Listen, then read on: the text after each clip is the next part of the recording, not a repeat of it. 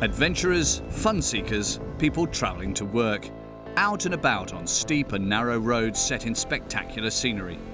Driving on tracks that demand absolutely everything, roads that are definitely not for the faint-hearted, lonely coasts, jagged cliffs and heavenly islands on the other side of the world. Anyone with the nerve to tackle the extreme roads in New Zealand, Scotland and Australia will search in vain for directions or passing places. What they will find, though, is a surge of adrenaline.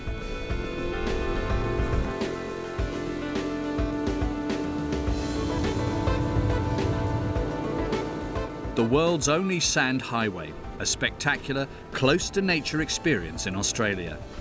The road through an abandoned gold mining area, wrested from the rock by thousands of Chinese mine workers.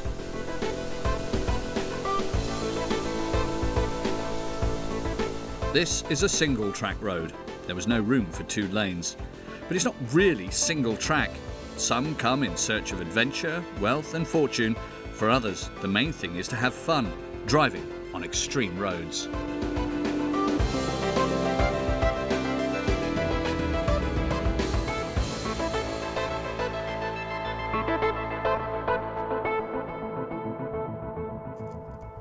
New Zealand, a remote island country in the South Pacific and the last place to be settled by humankind.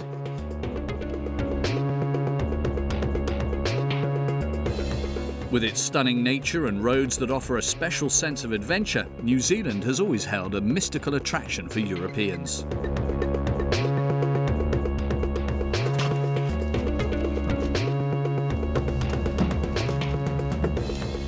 Jan-Erik Winkelmann is a design artist and photographer.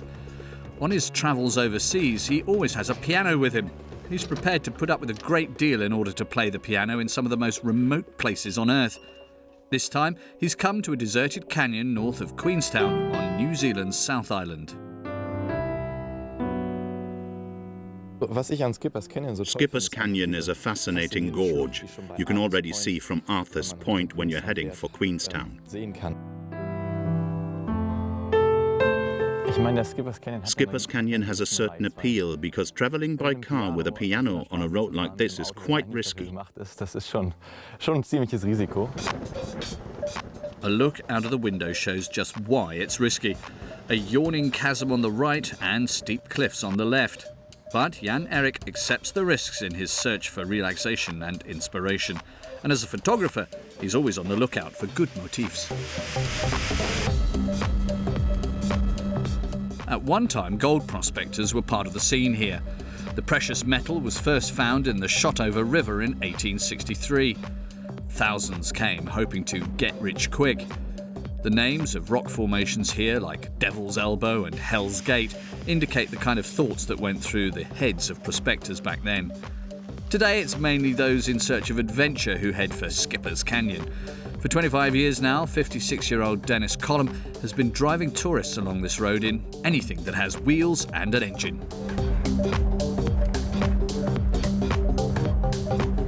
I've taken a lot of people in here over the years, and we've had people who panic and then insist that we take them straight out. This is at the start. And we've had people lying on the floor crying. And you've got to turn around. You might have a vehicle with 7 people in it and 5 of them are fine, and then now you've got some lady or someone, generally it's a lady who's terrified, sitting on the floor crying, and you've got to then work out how to get, we've got to get her out, but we've still got to run the tour. With his fleet of jeeps, dirt bikes and quads, Dennis drives tourists from all over the world. He's been up and down this road a good 2,000 times and has experienced a great deal.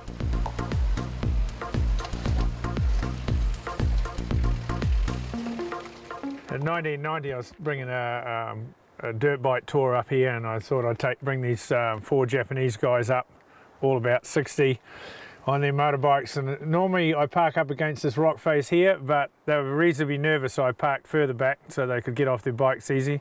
When I brought them up here to show them this view, they got on their hands and knees and had to crawl to the edge to have a look over. They're a little bit scared about standing up too close to the edge. Anyone who really wants to experience the beauty of the canyon is best advised to leave the driving to professionals. The warning sign at the start of the historic section of the Skipper's Canyon Road is designed to deter tourists from heading for the old gold prospector settlement in their own vehicles. That's because unskilled drivers get themselves and others into difficulties time and again. The beauty of the mountain panorama masks the true face of the rocky coast all too easily. Only the first few kilometres seem harmless. Then it quickly becomes clear which pitfalls and challenges the steep, narrow road has in store.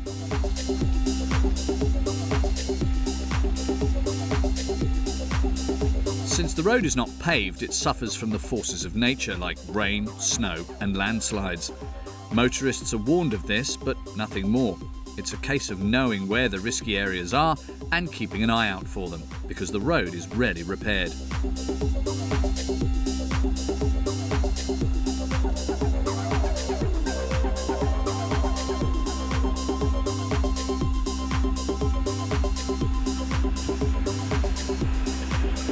For Dennis, who often travels the length of the canyon road, the beauties of nature here tend to take second place. He drives the road throughout the year and knows when the problems start for him. The problem is people, and we see it every summer, you'll see tourists try and come in here. The problem being is not this piece of the road I'm on right at the moment. The problem is where you meet them in a really narrow piece. You know, they have the inability to reverse off. You know, already scared shitless as far as, you know, they're already scared driving it, looking for a place to turn.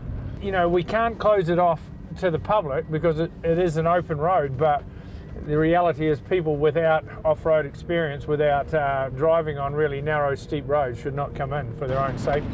A professional always drives on the extreme edge of the road, never in the middle. See, here you go straight away. That's exactly what happens. And he's actually given me enough room, but I have to watch my roof rack here. This is probably the whole thing that you wanted to see. How's that look, all right?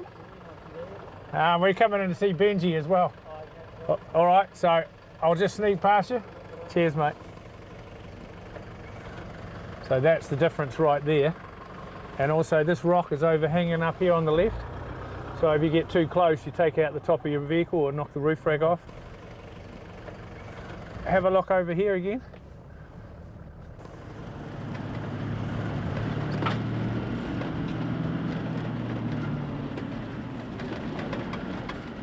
There you go. There's another one for you. And he's reversing with the trailer for me. So that's the road, see? And you've just, without even planning it, you've got two examples. So this is the difference between whether you've got a tourist in a car who can go backwards or, you know, and this is the whole problem. When the road's busy, you don't need people who can't drive on it properly.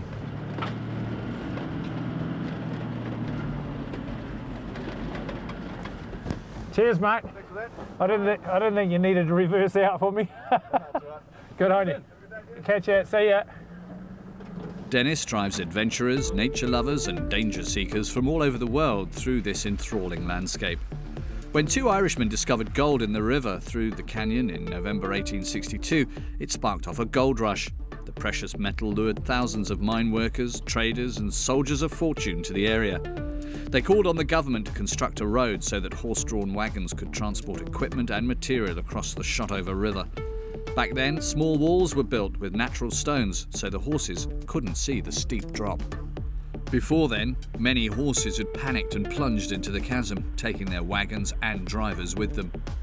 The little huts that can be seen from the road are remnants of the gold rush. They're where the workers who wrested the road from the rock used to live. At one time, it's said more than 9,000 Chinese laboured here. Today, the huts stand empty.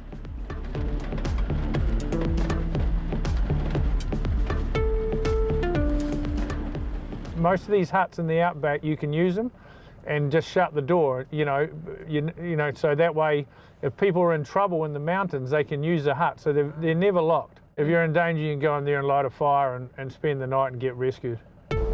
And anyone unfamiliar with the area can quickly get into difficulties. Not only is the road itself perilous, light and shade can also play a tricky role.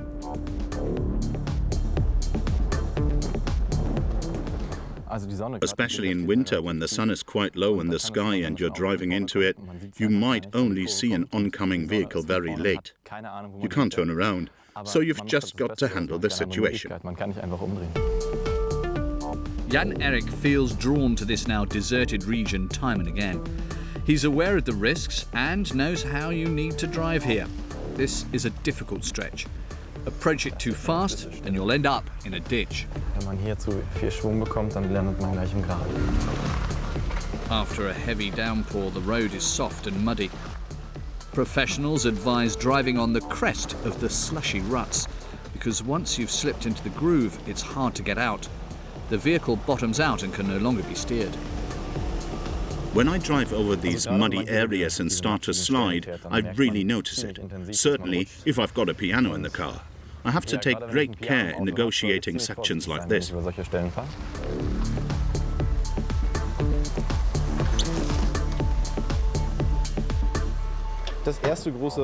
The first major problem is stopping. That might be because there is no room at the side of the road or because there is someone behind you. Being a photographer, I usually let anyone behind me go past, because that gives me more time to focus on my motif. And Jan Erik finds spectacular motifs everywhere here. Light, shade, rock and ice present a delightful interlude of colours. Dennis, too, knows all about the dangers this can present. You can see the frost sitting here, but when it thaws, but also when it freezes, it just develops sheet ice. There's always water running down the road. You see that there on the... Okay, well then, when we get enough thawing, then that will start to spread across the road. Then the whole road will become a sheet of ice, and you can't muck around on it. Today, tourists and adventurers are mainly impressed by the canyon's jagged cliffs, its wild beauty and remoteness, and its exciting nature. But in the early 20th century, it was the gold and the Shotover River that exerted an almost magical pull on huge numbers of people.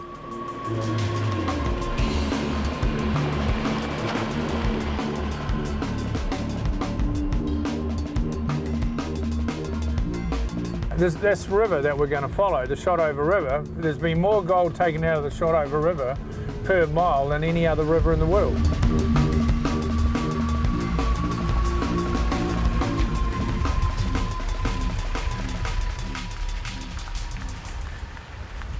This was the richest river in the world by far for its size.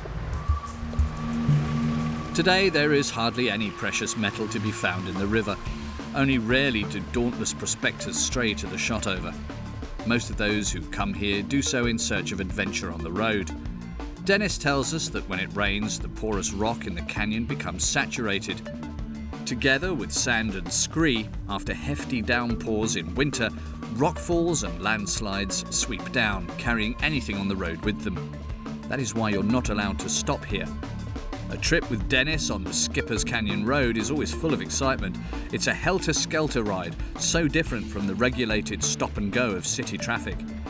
Often you don't know whether to hold your breath or just enjoy the ride and the view.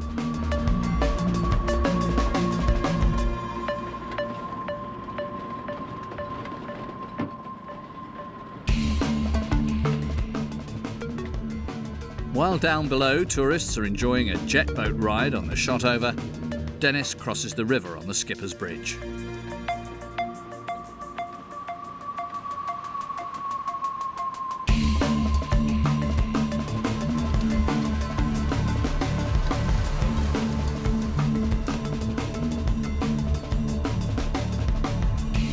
It's at this point that most tourists become fairly quiet. While some enjoy the view, others feel queasy. The doors can't be opened because the daring bridge construction is too narrow.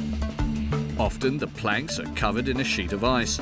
Passengers' nerves are really on edge, but looking down into the gorge is an unforgettable experience. In summer, the local residents who, like Dennis, live from the leisure industry, have to share the road with a few bold tourists, some of whom drive themselves here for bungee jumping or rafting. Now, in winter, this is a lonely place, but even at this time of the year, photo designer Jan Erik has the courage to come here with a piano in his car.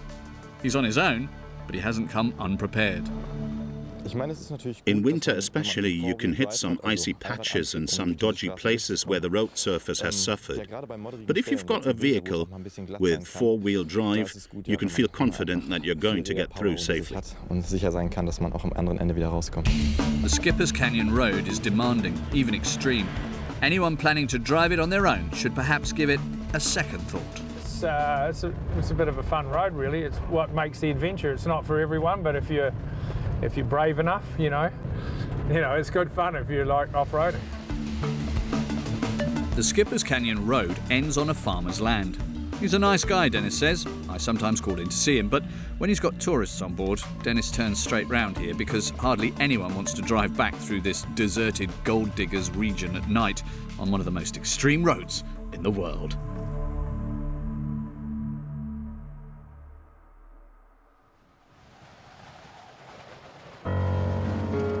The landscape of the Scottish Highlands in northwestern Europe is wild and spectacular, but the routes through it are often lonely and full of hazards, like the Applecross Road, which links the Applecross Peninsula with the village of Loch Carron. Basically, a single-track road, but one that can be driven in both directions. It's notorious and dangerous. You never know what's behind the next bend. The road is lined by steep cliffs and crossed at night by deer. And, as is typical for the Scottish Highlands, the weather is changeable. The Scots themselves know all about the dangers. I think I might prefer the snow to the fog. You can be driving very carefully, taking your time, but you're never sure what's going to, come along in the opposite direction. But no, I don't like the fog at all. The Applecross Road is the only route far and wide, so anyone living and working here is dependent on it. Especially with the narrow road, and if it's misty, people who drive in the mist and the rain with no lights on, nightmare. But some drivers come here especially to face the challenge the road poses. There's a section of it called the Devil's Elbow. It's a tight hairpin that backs on itself, and it can be pretty tricky, especially if it's wet and slidey. But young adrenaline junkies from Aberdeen or Glasgow using the Applecross Road as an extreme training route are something of a rarity here.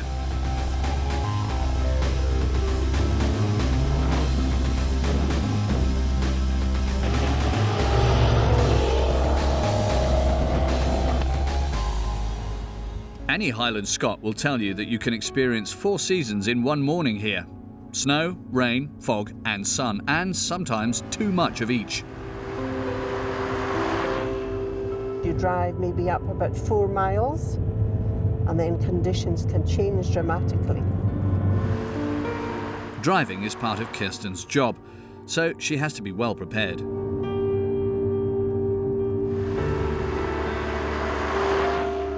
I supply all the time. I have my car kitted out with a waterproof jacket, waterproof leggings, blankets.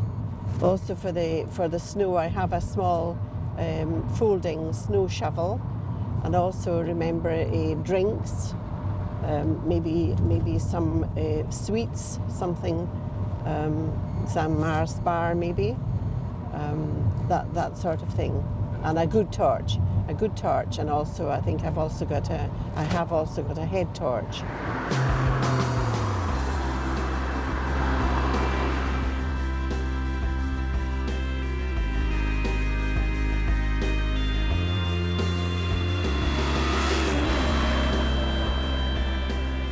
Occasionally, bikers also pitch up here. For them, this single-track road represents a very special challenge. Well, you just have to watch for the loose gravel and sand in the corners in particular. And there's a lot of humps and bumps as well. It's not a great road from that point of view.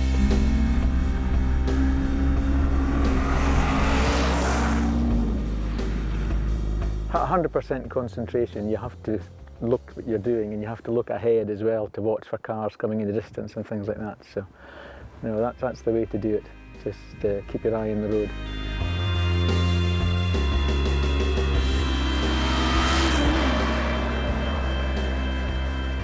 The Applecross Peninsula lies on the far west coast of Scotland.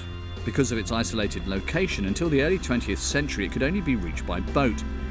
In the 1920s and 30s, Applecross became a centre of attraction for motorsport enthusiasts.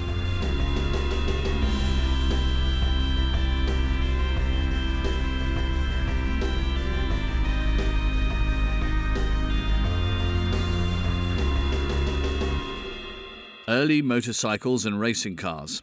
In the past, true daredevils took part in hair-raising contests on this spectacular but unpaved Highland road. The message on the only sign far and wide is clear and simple. So anyone who doesn't feel confident is wise to take a 60-kilometre detour along the coastal road. On the narrow route from Loch Carron to Applecross, there are hardly any road signs, no traffic lights and no junctions, just breathtaking scenery. The driver of a security van is not interested in taking a detour. What does make it difficult is people from outside of the area are not used to driving on a road like that. They're not used to single roads, they're not used to passing places.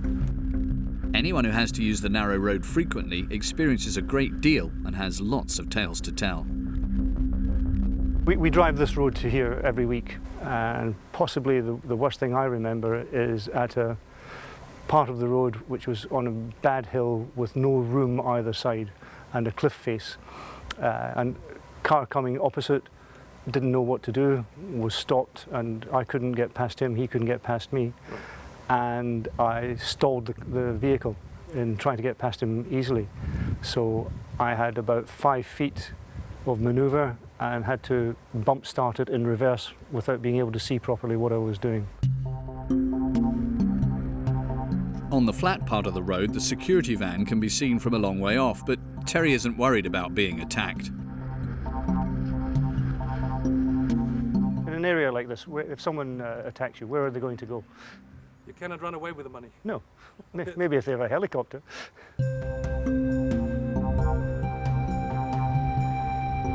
With its ever-changing colours, the scenery is spectacular. The few people who live here permanently are a friendly, unflappable breed. Up until 1920, when the road was built, the peninsula could only be reached by ship. Today, the 238 inhabitants of Applecross live from fishing and tourism.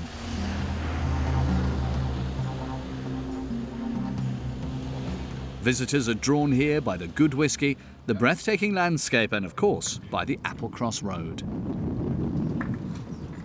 Holger, I need that space. You need that space?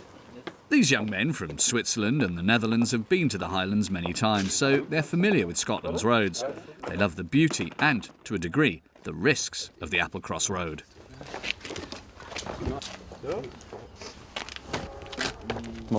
You have to keep an eye out for oncoming traffic, of course. The roads are fairly narrow with lots of blind bends. You have to be alert. But no, we've never really been warned.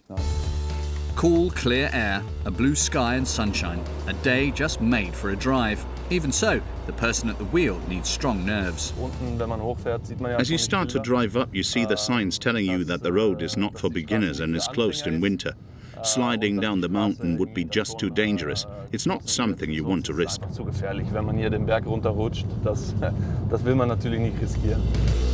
Sometimes there's a cliff face on the one side and a chasm on the other, so before setting off it's a good idea to fold in the wing mirrors.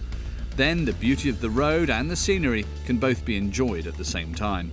But even so, the dangerously tight bends and the steep gradient should not be underestimated.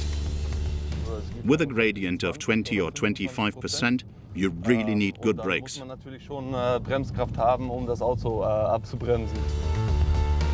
At some dangerous places on the Applecross Road, the car's bodywork comes fairly close to the cliff face, so total concentration is called for. Despite the stunning scenery, the driver needs a firm grip on the wheel. It's not uncommon for tourists to put not just themselves, but also villagers at risk. Some people get out of their car and walk to the next tight bend to see if anything's coming from the opposite direction. Others are so impressed by the natural beauty of the region that they simply pull up and park wherever they feel like. Stopping on a blind bend, getting out and casually strolling along the road is not without its dangers. You might not see a single other vehicle for hours, but that's never something you can rely on.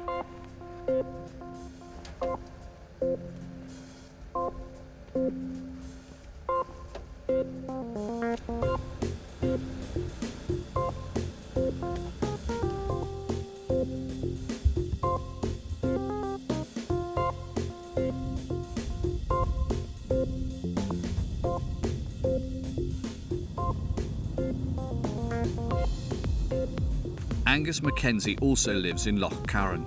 The drive to work on the other side of the peninsula takes him a good hour. He's been taking the Applecross Road for years now, and in all weathers. Angus works at the Royal Navy's Torpedo Test Centre. Its location is remote and closely guarded.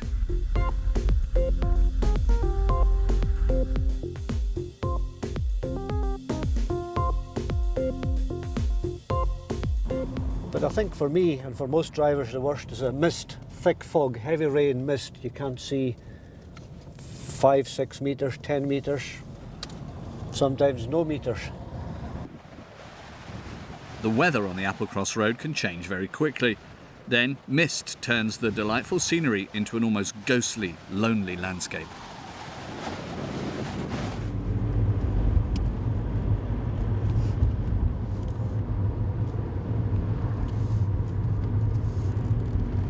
You have to be aware of something maybe around every corner.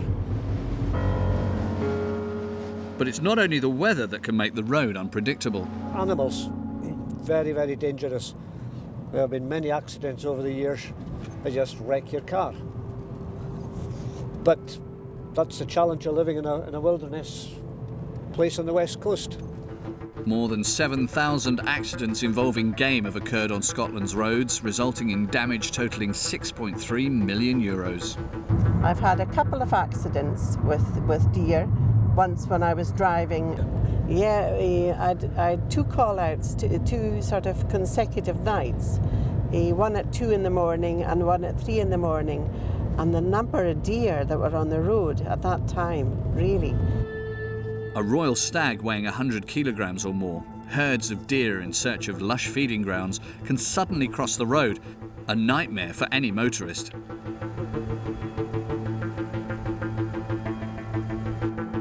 And they just appear, especially if there's lights coming towards you as well. If traffic is coming towards you, you just don't see them and they just appear in front of you. They are beautiful animals, but in a car at night it's safer to keep your distance. Up here, anyone involved in a collision with game has more than one problem, because there's no cell phone reception.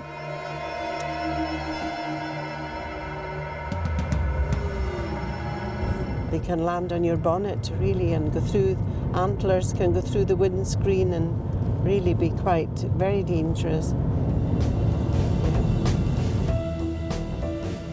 Because of the weather, the landscape and the wild animals, there are risks that cannot be ruled out. Traffic on the Applecross Road only functions because the region is sparsely populated and the locals drive sensibly. The scenic appeal and the danger posed by the road are evenly balanced. For Kirsten, Angus and the others who live and work here, the Applecross Road is an important and time-saving shortcut. For Chris and all the others who come here because of the scenery and the good whisky, it's more of a breathtaking spectacle, an extreme road through magnificent nature.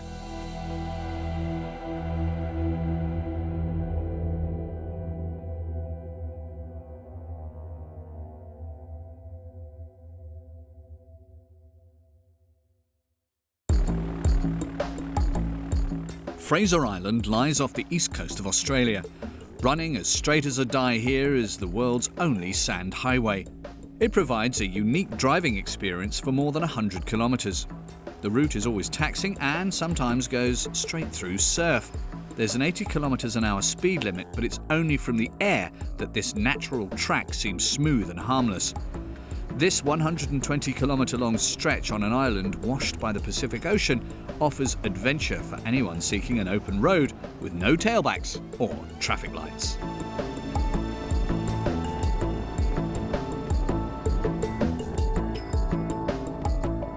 Werner Lorca is a photographer and professor at the University of Art and Design in Offenbach, Germany. He's already explored the Australian outback in a four-wheel drive vehicle several times. But what does he, and others, find so appealing about the sand highway? Even here in Australia, there's no opportunity to do beach work, as the Australians call it. In other words, just let rip over such a long distance. There's nowhere else you can do that in Australia. Apart from the odd danger that might be lurking, it is a very special situation, and a unique driving experience. But anyone who wants to experience the breathtaking kick of driving the 75-mile beach highway will need an off-roader. That's mandatory on Fraser Island. Fraser Magic is a company that rents robust four-wheel drive vehicles to visitors to the world's biggest sand island.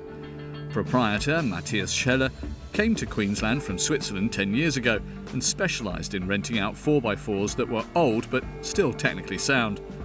Ultimately, his business concept was based on the extreme wear and tear vehicles suffer through seawater, salt and sand, a real market niche.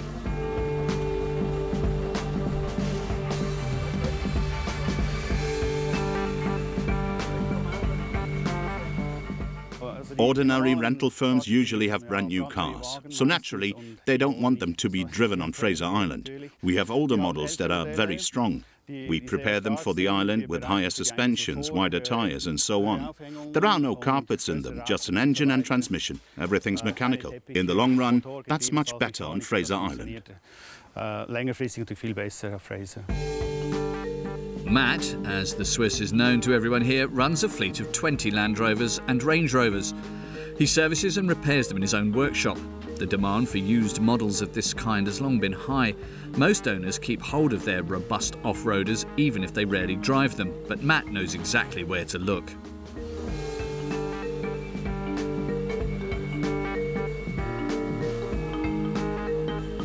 Using a detailed map, Matt explains the special features and risks of the beach highway to all his customers.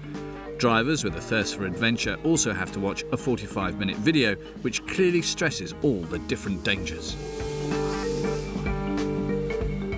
You must wear your seatbelt at all times. One problem is that on sand, young people in particular try to do crazy things like spinning the car, but that doesn't work on sand. It's not like on snow where you can spin a car right round and carry on. On sand, at some point, the wheels will dig in and the vehicle will flip over. It soon becomes clear why only four-wheel drive vehicles are allowed on Fraser Island. The beach highway isn't all sand. The first 20 kilometres run through rainforest with giant trees. It's a fascinating stretch, rich in variety. Anyone who's just spent the last hour and a half being shaken to and fro is delighted to finally see an almost endless expanse ahead. For Europeans, it's an unaccustomed, exciting motoring experience on a route constantly being changed by the tide. Werner Lorca knows the beach highway well. There are no more than a handful of road signs, and you always have to remember that in Australia, they drive on the left. Motorists on the beach highway are automatically confronted with other vagaries and peculiarities.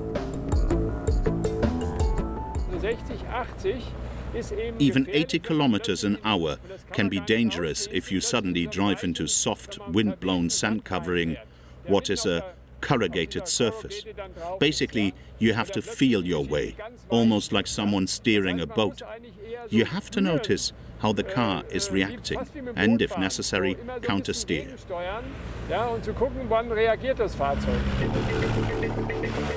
The beach highway certainly has many faces.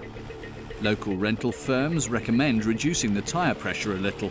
This gives the tyres greater contact with the ground and enables the car to cope better with really soft, flour-like sand. Some people drive with only 1 bar of pressure, or even less, in their tyres. Since even that might not be enough, there are always shovels and sand ladders. Basic equipment on every vehicle here, because it's a case of moving the car before the tide comes in.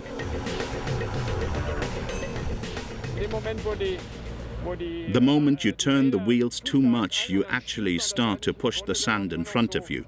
That's when the car can easily turn over.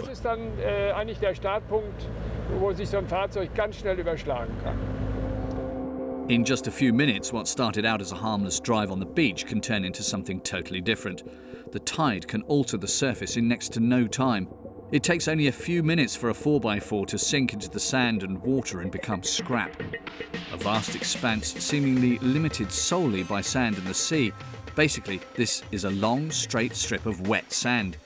Since it's totally different from what they're used to, this form of motoring appeals to a lot of people, but the beach highway shouldn't be underestimated. And no one should ever drive it on their own, not even in brilliant sunshine.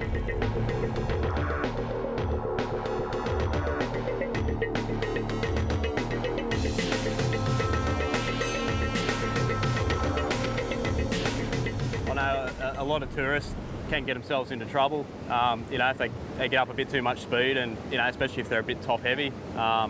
But generally, yeah, the traffic's pretty constant along here.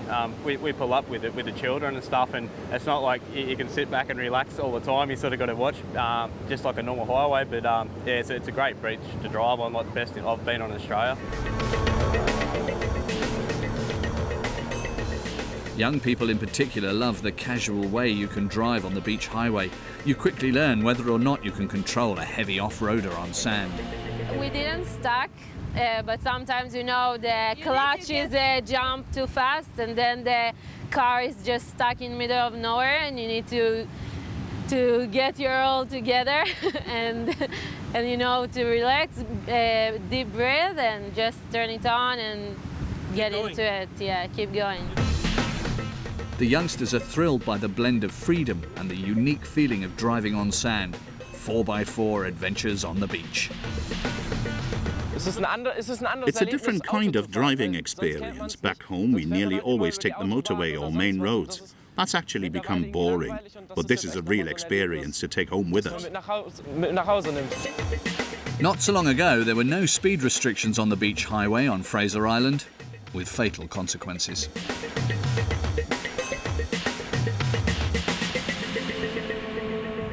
Basically, about 7 years ago, people used to just hire the vehicles to overseas paying people. They would bring their vehicles over here by themselves, and they would basically get caught by these booby traps on the beach and roll their vehicles over and yeah, kill people. So basically now the government stepped in and put in the tag-alongs in place. So all the people do still get their driving experience, but they're not in harm's way as they're following a guide or a driver that is highly qualified in driving on these beach and know the beach very well, basically. Anyone who wants to experience the beach highway without getting behind the wheel themselves can book a ride in one of the 4x4 coaches that show tourists the spectacular places on the world's biggest island. The gentle rocking motion is quite pleasant, and passengers don't have to take any risks. They can experience the island's beauty in air-conditioned comfort.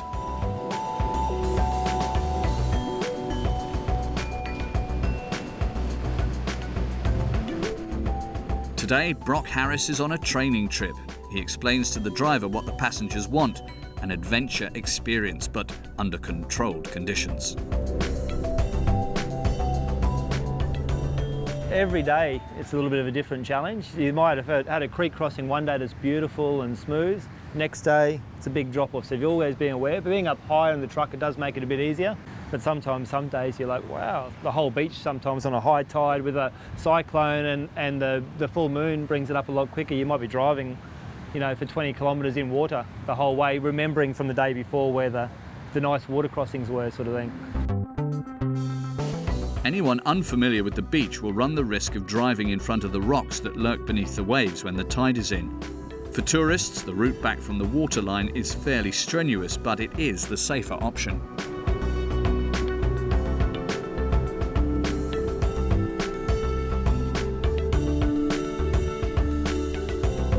You get the feeling there's a fairly large hole here, but you can't see down into it.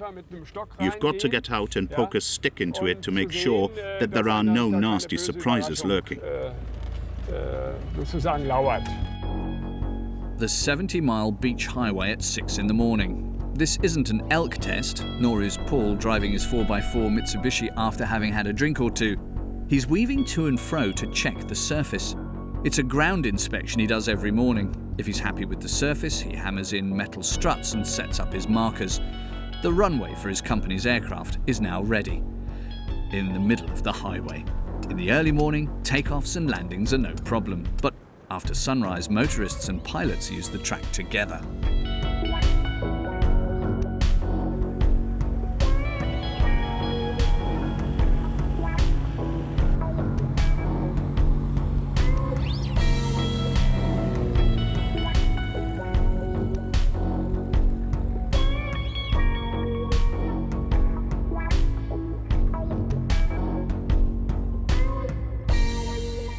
people who don't know we're operating here, they can be a problem sometimes, as they don't really see the plane when we're coming into land.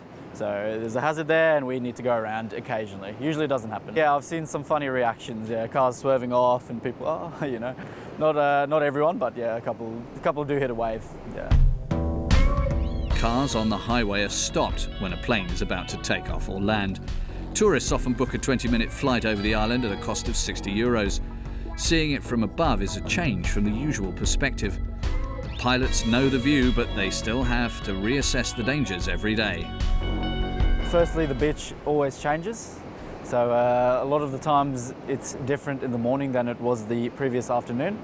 So we're faced with a lot of mounds that form in the middle of the evening. There's also washouts, so the freshwater creeks run out in the evening and they can make lips on the creeks there. That's very dangerous. That can shear off the landing gear for us. And also there's a lot of, we like to call them melon holes.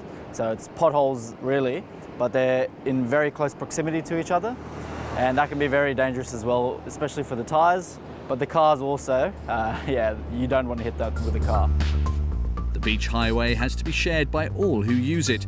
The local pilots with visitors in off-road vehicles, cyclists with anglers and walkers. To be on the safe side, some drivers get out when they reach one of the freshwater creeks and first check the depth of the water on foot and look for the right place to cross before proceeding.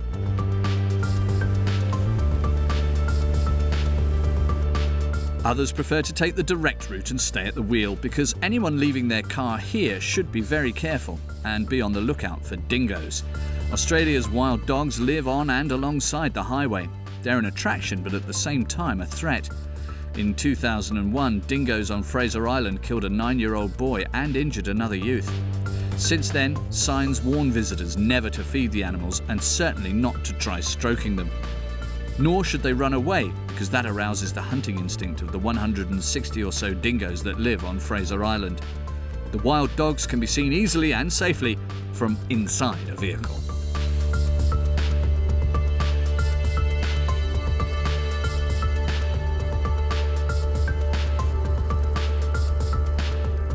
The 120-kilometre-long drive on sand from the south end of the island to this cliff is a trip full of surprises. The beach highway along the east coast of Fraser Island ends here at Indian Head. The route continues to be a major attraction for thousands who are tired of always driving on asphalt.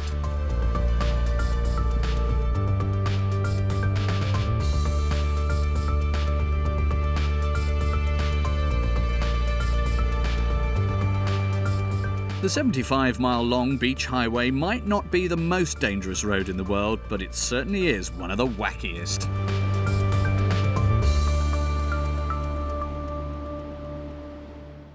Whether we're talking about the Applecross Road in Scotland, the Skipper's Canyon Road in New Zealand or the world's only beach highway in Australia, extreme routes make great demands on drivers and travellers. But their location, the conditions they present and their history spell far more than just a way of getting from A to B. Whoever drives them will find adventure and a bit of freedom set against the magnificent backdrop of nature.